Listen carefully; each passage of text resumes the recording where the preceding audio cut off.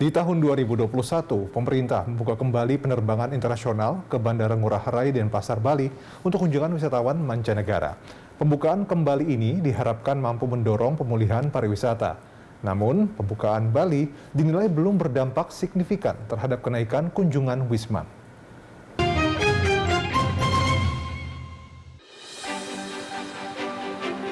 Kamis 14 Oktober 2021, pemerintah kembali membuka penerbangan internasional ke Bandara Ngurah Rai dan Pasar Bali untuk kunjungan wisatawan mancanegara. Pembukaan kembali ini diharapkan mampu mendorong pemulihan pariwisata tanah air. Namun seiring jalannya waktu, pembukaan Pulau Bali untuk wisatawan mancanegara belum menunjukkan adanya kunjungan dari pelancong internasional. Jumlah kunjungan wisatawan mancanegara ke Indonesia masih minim. Hal ini terjadi karena pandemi COVID-19 yang belum juga selesai hingga jelang akhir tahun 2021.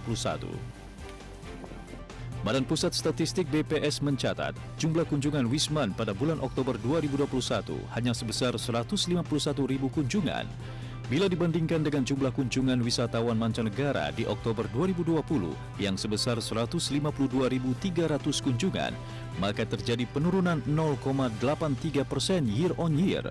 Namun bila dibandingkan dengan September 2021, sudah terdapat peningkatan kunjungan Wisman sebesar 21,73% month to month. Meski begitu, jumlah kunjungan Wisman masih berada jauh di bawah jumlah pra-pandemi COVID-19. Dengan perkembangan tersebut, secara kumulatif, jumlah kunjungan Wisman dari Januari hingga Oktober 2021 tercatat 1,33 juta kunjungan.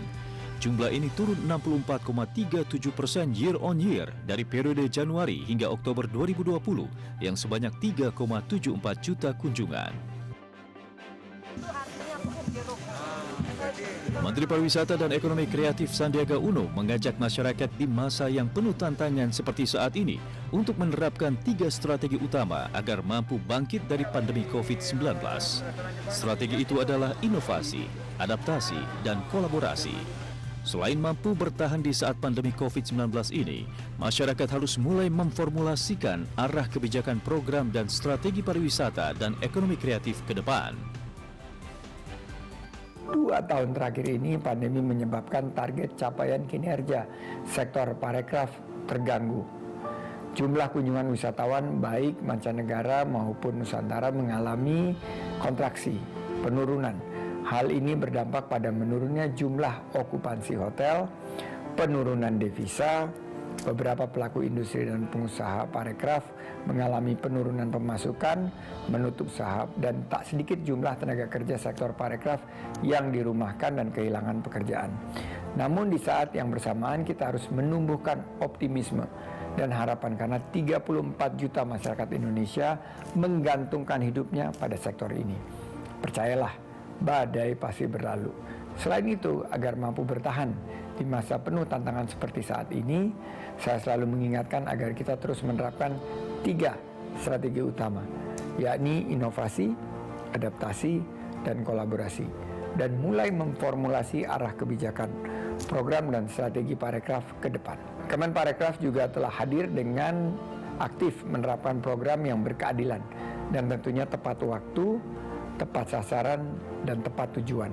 Mulai di fase tanggap darurat di awal terjadinya pandemi sampai ke fase pemulihan saat ini. Kemenparekraf terus aktif memperlancar program dalam penanganan kesehatan, memberikan perlindungan sosial, intensif ke dunia usaha, fasilitas peningkatan SDM parekraf hingga tetap gencar mendukung program vaksinasi di wilayah destinasi wisata. Diharapkan masyarakat Indonesia khususnya pelaku pariwisata dan ekonomi kreatif bangkit semua dari keterpurukan atau dari masa sulit dan bisa menang melawan COVID-19.